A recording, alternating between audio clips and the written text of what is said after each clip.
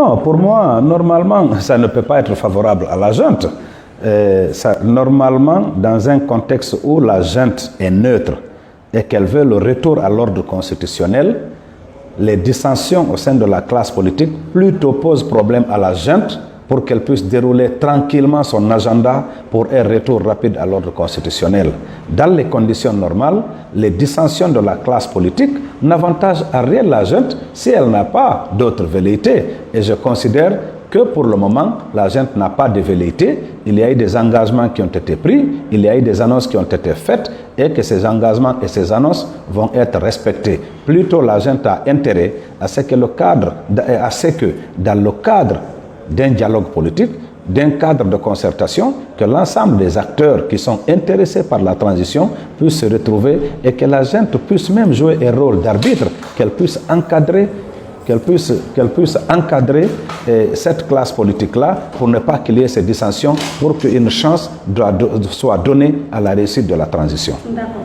Revenons un peu à l'installation du CNT. On a vu le samedi 22, c'est-à-dire voilà, le CNT a été installé et le quota octroyé à l'UFDG.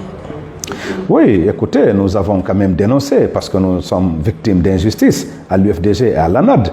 Je crois que nous nous sommes retrouvés dans le cadre des coalitions politiques et même des adversaires que nous avions. Les adversaires ont reconnu le poids politique de l'UFDG et de l'ANAD parce qu'il faut quand même le dire clairement.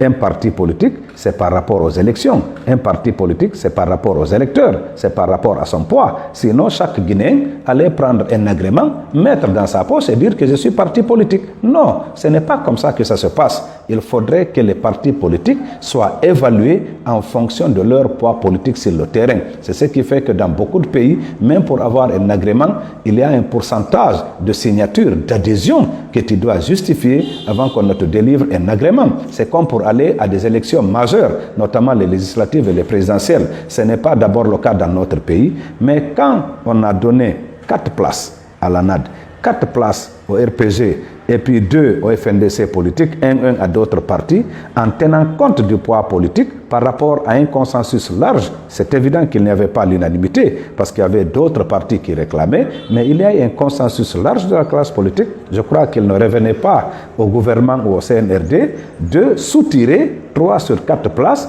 de l'UFDG et de l'ANAD pour les réaffecter ailleurs. Ça a été quand même, il faut dire, une grosse faute qu'il faut réparer. Et jusqu'à maintenant, là, nous demandons à ce que nos quotas, le quota qui nous a été donné dans jusqu'à présent, voilà, on est encore, il y a un flou au niveau de ce que vous pouvez donner. Oui, écoutez, je crois qu'il y a quand même une petite contradiction entre ce que les autorités sont en train d'annoncer aujourd'hui et ce qu'il y a dans la charte, parce que dans la charte, il a été dit que la durée de la transition va être définie en consultation avec les forces vives de la nation. Et donc, pour moi, la consultation avec les forces vives de la nation, c'est quand on va mettre en place un cadre de dialogue, un cadre de concertation pour que les acteurs politiques majeurs puissent se retrouver et discuter de l'avenir de notre pays à travers la transition. Et ils disent que c'est au niveau du CNT. Pour moi, il n'appartient pas au CNT de fixer le délai de la transition. La classe, les forces vives vont se retrouver dans un cadre de concertation, dans un cadre de dialogue et en fonction du contexte qui prévaut, en fonction, si vous voulez, des opérations à mettre en place, aussi bien sur le plan des opérations électorales que des préalables liés à cela, notamment le fichier électoral. Et en fonction de tout ça, des évaluations vont être faites avec l'appui, bien entendu, des experts en matière de processus électoral pour qu'un délai raisonnable puisse être trouvé.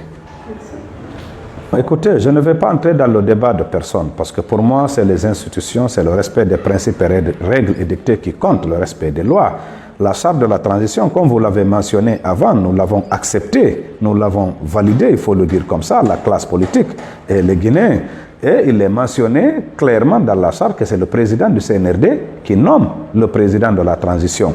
Et donc, il a nommé un Guinéen à ce poste de responsabilité. Pour moi, ce qui est plus important, c'est le fonctionnement de l'institution. Ce n'est pas la personne en question qui est plus importante. Le fonctionnement de l'institution, nous souhaitons vivement que le tort qui a été causé à l'UFDG soit réparé, que le quota de 4 qui nous a été attribué en tant qu'ANAD soit en tout cas respecté et que les 81 membres siège pour l'ensemble du pays et que le CNT puisse fonctionner comme un véritable organe législatif dans l'intérêt de la transition et du peuple de Guinée.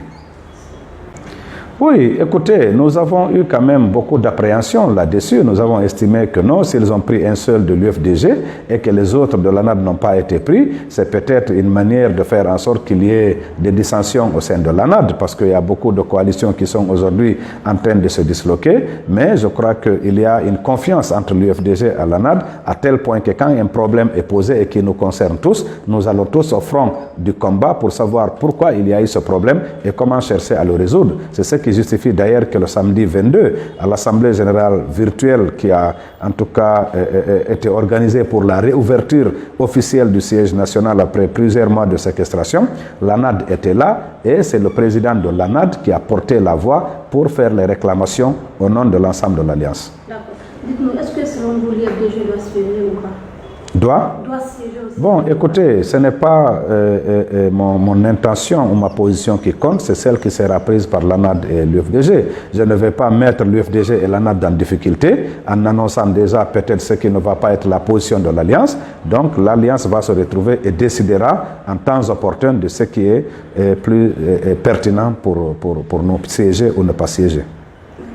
Revenons toujours au CNT. La nomination de Dansa Pouma, on sait un peu que Dansa, d'une manière à soutenir un peu, voilà. De la CRIEF, quand même, c'est un acte qui a été salué par l'ensemble du peuple de Guinée. Parce que, vous savez, quand même, il faudrait qu'à un moment donné que dans notre pays, on s'arrête. Il n'y a pas de Guinéens maudits et de Guinéens bénis. Hein? Il y a tout un clan qui a pris le pouvoir en otage dans ce pays, qui a pris le pays en otage. Mais voyez, depuis 11 ans, même la route nationale numéro 1, nous n'en avons pas dans ce pays. Mais c'est une honte pour la Guinée. C'est une honte pour ceux qui ont dirigé ce pays. Que 11 ans après, on se retrouve sans route, on se retrouve sans eau, sans électricité, sans un hôpital digne de nom, sans un système éducatif performant. On se retrouve dans l'insécurité dans ce pays-là. Ce n'est pas possible, ce n'est pas admissible. Quand on apprend que plus de 2 milliards de dollars ont été injectés sur le réseau routier guinéen, mais on se demande c'est quel réseau routier. Quand on apprend que plus de 3 milliards de dollars ont été injectés pour l'électricité dans notre pays, alors que moi, quand je suis dans mon Labé natal là-bas, dans la commune urbaine de Labé, je n'ai pas de courant. Pas du tout, j'ai le courant une journée sur 2 ou 3. Et même le peu de courant qui arrive, tu ne peux même pas brancher ton téléphone. Et donc, à un moment donné, il faudrait que ceux qui ont pillé le pays rendent compte.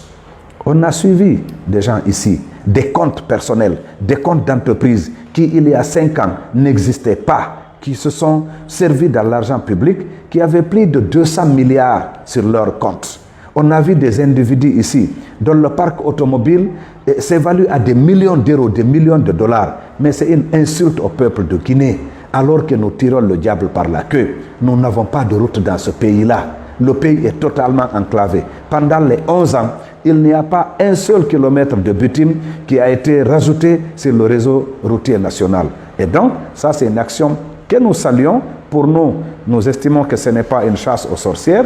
Il y a eu suffisamment de délinquance financière dans notre pays ces 11 dernières années pour que la justice quand même puisse regarder de ce côté-là. Mais, en plus de la CRIEF, ce que moi je souhaite, que j'ai même publié sur les réseaux sociaux, c'est que ceux-là qui ont commis des crimes de sang dans ce pays, à l'image de la CRIEF, que le procureur de la République puisse mettre en instruction tous les procureurs de la République près des tribunaux de première instance, qu'un pool de juges soit mis en place et que la justice mette en mouvement l'action publique pour que ceux-là, les commanditaires et les auteurs des tueries sur les 300 jeunes Guinéens tirés à bout portant puissent être déférés devant les tribunaux pour qu'ils puissent être jugés, que les Guinéens puissent savoir qui a fait quoi dans ce pays. On ne peut pas quand même mettre de côté les massacres de plus de 300 jeunes Guinéens, les massacres du 28 septembre.